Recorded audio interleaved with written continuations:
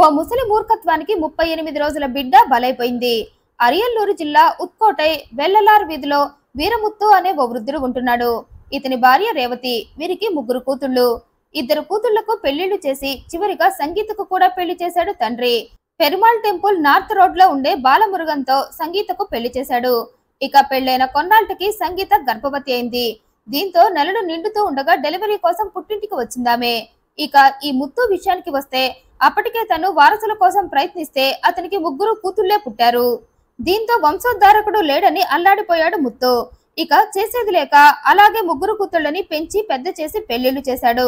ఇక సంగీత డెలివరీ కోసం రావటంతో ఆమె కడుపులో ఉన్న బిడ్డపై ఈ ముత్తు చూపు పడింది. కారణం ఈ ముత్తు జాతకాలని బాగా నమ్ముతాడు. పైగా బిడ్డ పుట్టే గడియల్ని బట్టి ఆ బిడ్డ వల్ల కలిసొస్తుందన్న మూర్ఖత్వంతో ఉండేవాడు. అందుకే తన కూతురు కడుపులో ఉన్న బిడ్డపై కాన్సన్ట్రేట్ చేశాడు. బిడ్డ పుట్టే గడియ వల్ల బిడ్డ తండ్రికి తాతగా తనకు కలిసి వస్తుంది అనుకున్నాడు. తద్వారా తన అప్పులన్నీ తీరిపోతాయి అని భావించాడు. కారణం అప్పటికే 3 కూతుళ్లకు పెళ్లిళ్లు చేసి ముత్తు అప్పుల పాలైపోయాడు. ఇంటికి మగ దిక్కు తను తప్ప కొడుకులెవరూ అతనికి లేకపోవటంతో భారం మొత్తం తన మీదనే పడిందని కృంగిపోయాడు. ఇక పుట్టే బిడ్డ వల్ల అయినా తనకు ఏమైనా కలిసొచ్చి తన అప్పులు తీరుతాయని ఆనందంగా ఎదురు చూశాడు. ఇక అలా కొన్నాళ్ళు గడిచేసరికి కూతురు డెలివరీ అయింది. ఇక కూతురు బిడ్డను కనగానే ఆ బాబు పుట్టిన మాసం గడియలు అన్నింటినీ తీసుకొని తెలిసిన వాళ్ళ దగ్గరకు వెళ్ళాడు. ఇక వాళ్ళు ఆ గడియలను బట్టి నీకు ఆ బిడ్డతో కలిసి రాదని చెప్పారు.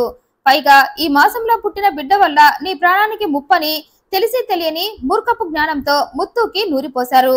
పైగా నీ మనవడి వల్ల నీకు అప్పులు తీరకపోగా మరింత అప్పుల పాలైపోతావని హెచ్చరించడంతో ముత్తు ఆ బిడ్డను ఏదో ఒకటి చేసేయాలి అనుకున్నాడు. అయితే మొదట బిడ్డను తీసుకువెళ్లి ఎక్కడైనా దూరంగా వదిలేసి వద్దాం అనుకున్నాడు.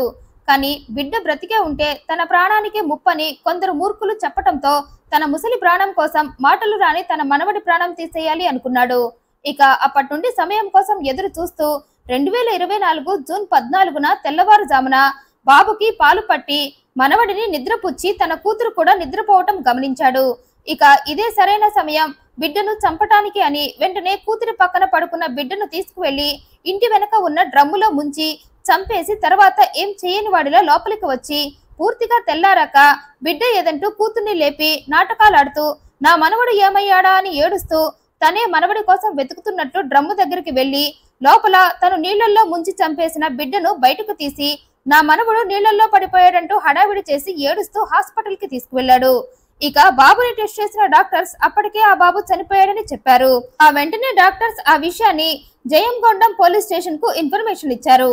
ఇక పోలీసులు రాగానే అందరినీ విచారిస్తూ ఈ ముత్తు ఓవర్ యాక్షన్ పై డౌట్ వచ్చి వాళ్ళు అతన్ని పట్టుకొని విచారించగా తనే బిడ్డను చంపినట్లు ఒప్పుకున్నాడు. తన మనవడు పుట్టిన మాసం గడియల వల్ల తను అప్పుల పాలైపోవటమే కాకుండా తన ప్రాణానికి కూడా ప్రమాదం ఉందని తెలిసిన వాళ్ళు చెప్పారని, అందుకే నా మనవడిని నేనే నీళ్లలో ఉన్న డ్రమ్ములో ముంచి చంపేశానని చెప్పాడు. ఇక ముత్తు బాబుని ఎలా చంపింది చెప్పేటప్పుడు అదంతా వీడియో తీసుకున్నారు పోలీసులు. నీలాంటి మూర్ఖులు ఉన్నంత కాలం ఇలాంటి పసిహత్యలు జరుగుతూనే ఉంటాయంటూ ముత్తుని అరెస్ట్ చేశారు. తన కూతురి కొడుకుని మూర్ఖంగా తన చేతులతోనే చంపేసి కూతురికి తీరని దుఃఖం మిగిల్చాడు ఈ మూర్ఖపు తండ్రి. ఈ వీడియోపై మీ అభిప్రాయాన్ని కమెంట్ రూపంలో తెలియజేయండి. మరింత ఇంట్రెస్టింగ్ అండ్ జెన్యూన్ ఇన్ఫర్మేషన్ కోసం ఈ వీడియోని లైక్ చేయండి, షేర్ చేయండి, మా ఛానల్ సబ్స్క్రైబ్ చేయండి. Thank you for watching.